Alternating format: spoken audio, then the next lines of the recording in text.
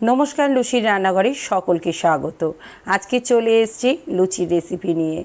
बंधुरा किभाबे लुचि एकेबारे नरम तुलतुले और फुलको फुलको बानानो जाए सेटाई आपनादेर संगे शेयर करब। बंधुदेर काछे अनुरोध रइल भिडियोटा लास्ट पर्यन्त देखार। ताहले चलुन बंधुरा देखे नेওয়া যাক आजके रेसिपि।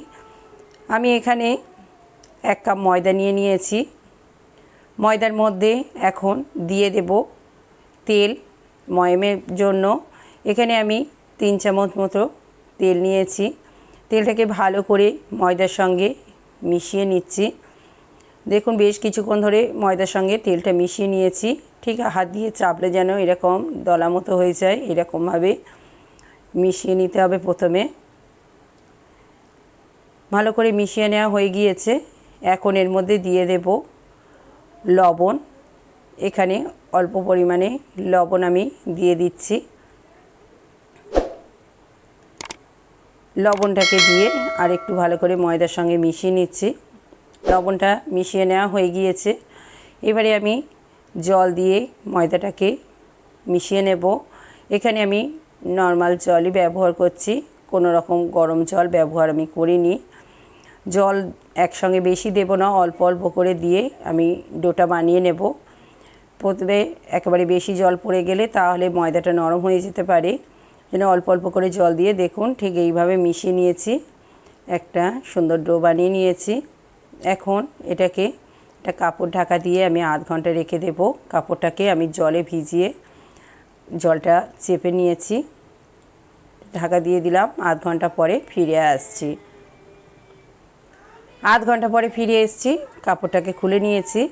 এখন ময়দাটাকে আরও একটু হাত দিয়ে মিশিয়ে নিচ্ছি। বেশ ভালো করে ময়দাটাকে মিশিয়ে নেওয়া হয়ে গিয়েছে। এবারে আমি ছোট ছোট করে লেচি কেটে নেব। আমার ঠিক এতগুলো লেচি হয়েছে। এবারে আমি লুচি বেলে নেব। তেল নিয়ে নিয়েছি বেলার জন্য। এবারে আমি একটা একটা করে লুচি বেলে নেব। বেশ কিছু লুচি বেলে নেওয়ার পরে আমি তারপরে ভাজবো। খুব বেশি মোটা করে বেললে হবে না, খুব বেশি পাতলা করেও বেললে হবে না, মিডিয়াম রাখতে হবে। দেখুন ঠিক এইভাবে আমি এই লুচিটা বেলে নিয়েছি। আরও কয়েকটা লুচি আপনাদেরকে বেলে দেখিয়ে দিচ্ছি।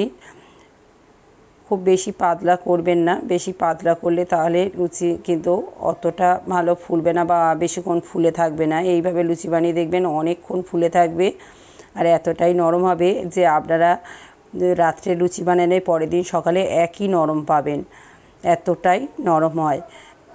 দেখুন বেশ কিছু লুচি আমি বেলে নিয়েছি।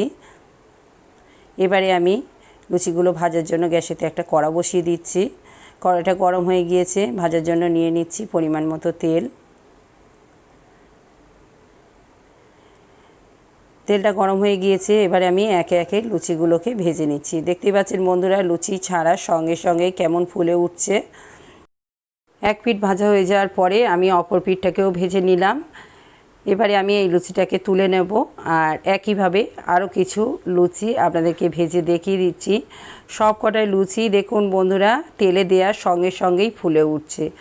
এইভাবে লুচি আপনারা অবশ্যই একবার হলেও বানিয়ে দেখবেন, অসাধারণ নরম হয় আর এই ফোলা ভাবটা আপনারা 2-3 ঘন্টা পরেও একইভাবে দেখতে পাবেন এরকমই ফুলে আছে।